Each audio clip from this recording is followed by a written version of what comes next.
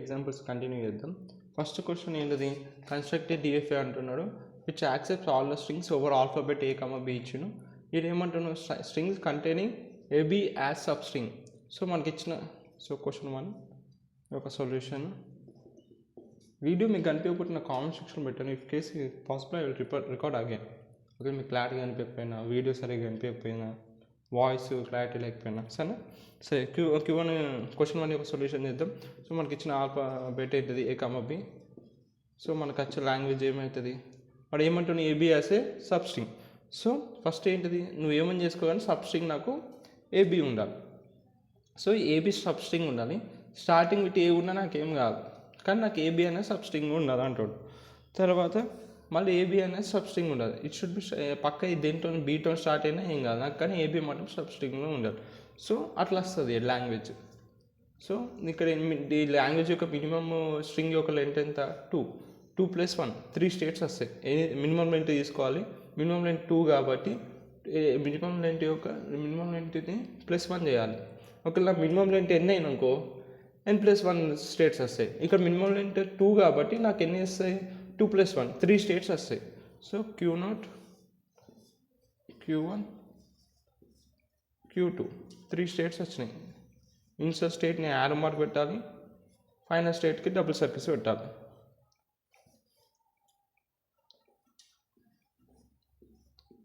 Arrow mark ఇంకా double circles. ఇప్పుడు ఏమంటున్నా, పక్క సబ్ స్ట్రింగ్ ఏ కమ బి ఉండాలి, రైట్. ఇక్కడ మనం ఏమంటున్నాం, ఏమో తెలుసు మనకి ఇప్పుడు తెలిసింది ఏంటిది, సబ్ స్ట్రింగ్ ఏ ఉండాలి, దాని ముందు ఎన్ని ఏస్ వచ్చినా ఎన్ని బీస్ వచ్చినా ఏం కాదు. సో డిఎఫ్ఏ రూల్ ఏంటిది, ప్రతి స్టేటు ఏవైతే సింబల్స్ ఉంటాయో అన్ని సింబల్స్ యూజ్ చేయాలి. సో Q0 ఆల్రెడీ ఏ యూజ్ చేసింది, అది దానికి బి యూజ్ చేయాలి. ఇప్పుడు బి అప్లై చేయాలి, బి యూజ్ చేయాలి కదా. సో ఏబి అనేది ఎట్లా ఉంటుంది, ఏబి ముందు ఎన్ని ఏస్ వచ్చినా ఎన్ని బీస్ వచ్చినా ఏం కాదు. సో దీని ముందు నేను ఏం పెట్టుకుంటా, సెల్ఫ్ రూల్ పెట్టుకుంటా. అప్పుడు ఏమొస్తుంది, బిఏబి వస్తుంది. సో ఏబి ఎట్లా సబ్ స్ట్రింగ్ ఉంది కాబట్టి ఏం కాదు, అందుకని నేను ఇక్కడ సెల్ఫ్ రూల్ పెట్టుకోవచ్చు. నెక్స్ట్ ఇప్పుడు Q1కి వచ్చినాం.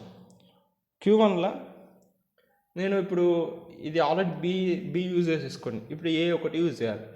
ఒకవేళ నేను ఇప్పుడు సెల్ఫ్ రూల్ పెట్టుకున్నాక ఏమైపోతుంది, నాకేమొస్తుంది స్ట్రింగ్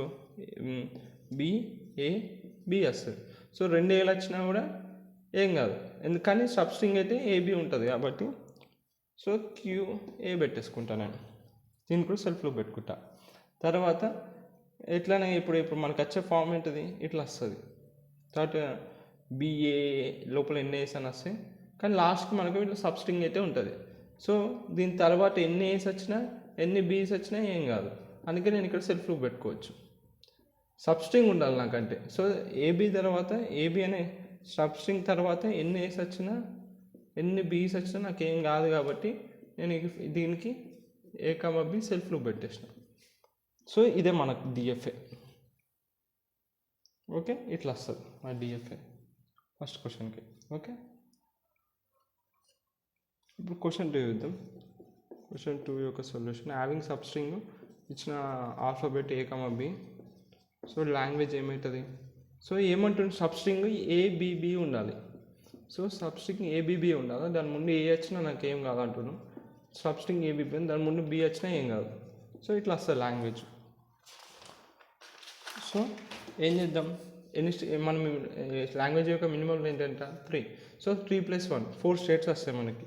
Q0 ఇనిషియల్ స్టేట్ కాబట్టి యారో మార్క్ పెట్టాలి, Q0 Q1 Q2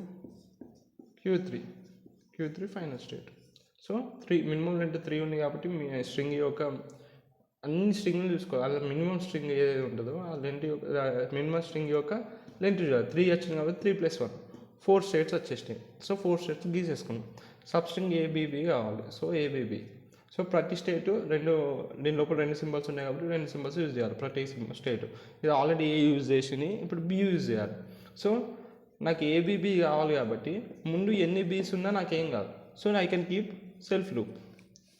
ఓకేనా, టస్టర్ యూజ్ చేస్తా. అయిపోయింది. నెక్స్ట్ ఇప్పుడు Q1 కలుద్దాం. Q1 ఆల్రెడీ బి యూజ్ చేసింది, అది ఇప్పుడు ఏ యూజ్ చేయాలి. సో ఇప్పుడు మనకు వచ్చేది ఏంటిది, బిఏ ఇప్పుడు నేను మళ్ళీ ఇక్కడ ఏస్ పెట్టేసుకున్నప్పుడు ఏమైపోతుంది, ఏబిబి వస్తుంది, ఎట్లయినా సబ్స్ట్రింగ్ వస్తుంది. సో నేను ఇక్కడ ఎన్ని ఏసి పెట్టుకున్నా నాకు ఏం కాదు, ఎట్లయినా ఏబిబి సబ్స్ట్రింగ్ అట్లనే ఉంటుంది. సో ఏం ఎఫెక్ట్ కాదు కాబట్టి నేను అంట పెట్టేసుకుంటా. ఇప్పుడు Q2 already B symbol use చేసింది, నేను ఇప్పుడు ఇంకా ఏ సింబల్ యూజ్ చేయాలా, ఏ సింబల్ యూజ్ చేయాలి. సో ఇప్పుడు నాకు వచ్చేం వస్తుంది, ఏబి వస్తుంది. ఒకవేళ నేను ఎటు పంపిస్తానంటే ఇట్లా పంపించాను అనుకో, బ్యాక్ ట్రాక్ వేసినాను అనుకో అయిపోతుంది. ఎందుకంటే నేను మళ్ళీ ఇక్కడ నువ్వు అన్నచ్చు సెల్ఫ్ లూప్ పెట్టుకోవచ్చు కదా ఇక్కడ. ఇప్పుడు నేను ఇక్కడ కూడా ఒక సెల్ఫ్ లూప్ పెట్టుకున్నాను అనుకో, ఇప్పుడు మనకు ఎట్లా వస్తుంది స్ట్రింగ్ బిఏఏబి వచ్చిందా, తర్వాత మళ్ళీ ఏబి వస్తుంది. చూసినావా ఇక్కడ మనకి స్ట్రింగ్ ఫార్మేట్ మనకి ఏం కావాలి, స్ట్రింగ్ ఏబిబి స్ట్రింగ్ కావాలి, మనకి ఏం వచ్చేస్తున్నాయి, ఏబిబి వస్తుంది. నేను ఒకళ్ళు ఇక్కడ సెల్ఫ్ లూప్ పెట్టుకున్నాను, అందుకే నేను ఆ తప్పు చేయను. ఏం చేస్తా, ఈ ఏని ఇట్లా బ్యాక్ ట్రాక్ చేస్తా, ఇటు పంపిస్తా. అప్పుడు ఏమైపోతుంది, ఏ అనేది ఇక్కడ వేస్తే మళ్ళీ వెనకకి వెళ్ళిపోతుంది, వెనకకి వెళ్ళిపోయి మళ్ళీ ఇట్లా స్టార్ట్ అవుతుంది. అప్పుడు ఆ స్ట్రింగ్ ఏబిబి అనే స్ట్రింగ్ ఎఫెక్ట్ కాదు. తర్వాత ఇట్లా మనకి ఇప్పుడు ఎన్ని అంత స్ట్రింగ్ వచ్చేస్తుంది, ఏబిబి స్ట్రింగ్ వచ్చిన తర్వాత ఎన్ని ఏస్ వచ్చినా ఎన్ని బీస్ వచ్చినా మనకి ఏం కాదు. కాబట్టి లాస్ట్ ఇక్కడ సెల్ఫ్ లూప్ పెట్టేసుకుంటా, A comma B self loop పెట్టుకుంటా, అంతే. ఇట్లా వస్తుంది అన్నమాట. హ్యావింగ్ ఏ సబ్స్ట్రింగ్ ఏబిబికి డిఎఫ్ఏ ఇలా ఉంటుంది.